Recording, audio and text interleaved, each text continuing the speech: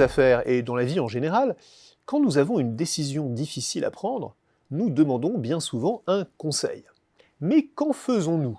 C'est la question que traite depuis une bonne trentaine d'années une vaste littérature scientifique sur ce qu'on appelle le advice taking, la prise de conseil.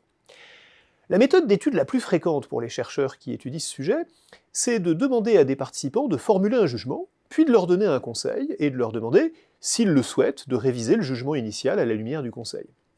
Il en ressort une conclusion assez constante. Quand nous recevons un conseil, nous en tenons compte, mais pas beaucoup.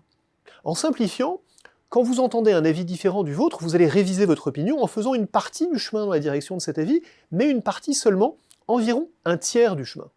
Ce sera plus, bien sûr, si votre conseiller a la réputation d'être un grand expert et si de votre côté vous connaissez rien au sujet.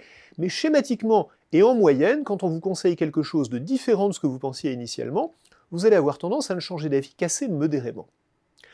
Bien sûr, à première vue, ça n'est pas idiot. Demander conseil ne veut pas dire qu'on délègue la décision. Et faire une partie du chemin vers l'avis de votre conseiller tout en restant proche de votre position initiale peut sembler à première vue parfaitement sensé. Et pourtant, c'est une occasion manquée.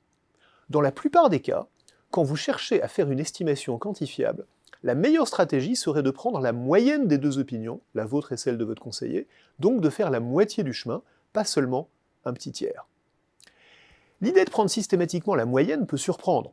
Elle heurte même l'intuition parce que beaucoup de gens souscrivent à l'idée que le compromis conduit à la médiocrité et qu'entre deux avis, il faut avoir le courage de choisir l'un des deux. Et pourtant, vous allez voir pourquoi prendre la moyenne est une meilleure stratégie. Imaginez par exemple que vous êtes en train de faire une prévision de vente. Vous avez deux estimations, la vôtre en rouge, celle du conseiller en bleu.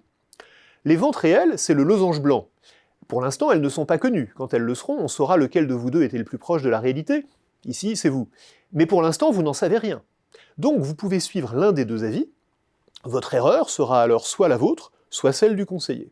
Statistiquement, ce sera la moyenne des deux. L'autre stratégie possible, c'est de calculer tout de suite la moyenne de vos deux estimations, ici le triangle vert. Dans ce cas, l'erreur sera la moyenne de vos deux erreurs. L'erreur de la moyenne sera exactement la moyenne des erreurs. Vous ne gagnez rien à prendre la moyenne, mais vous ne perdez rien non plus.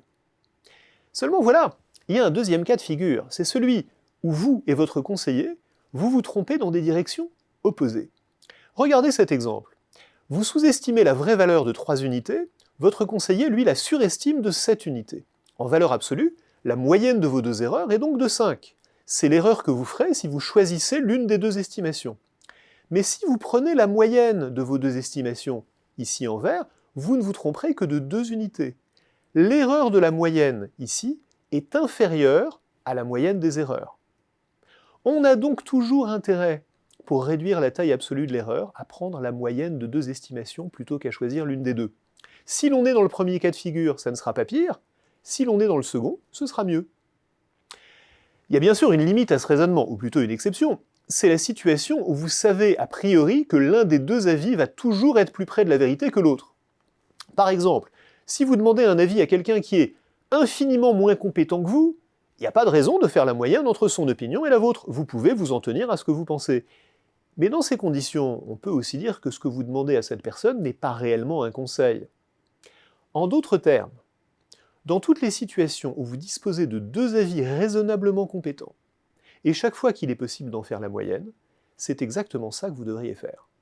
Au lieu de donner plus de poids à votre propre opinion qu'à celle d'un conseiller, vous devriez lui en donner exactement autant. Mais ça n'est qu'un conseil, à vous de voir si vous voulez le suivre.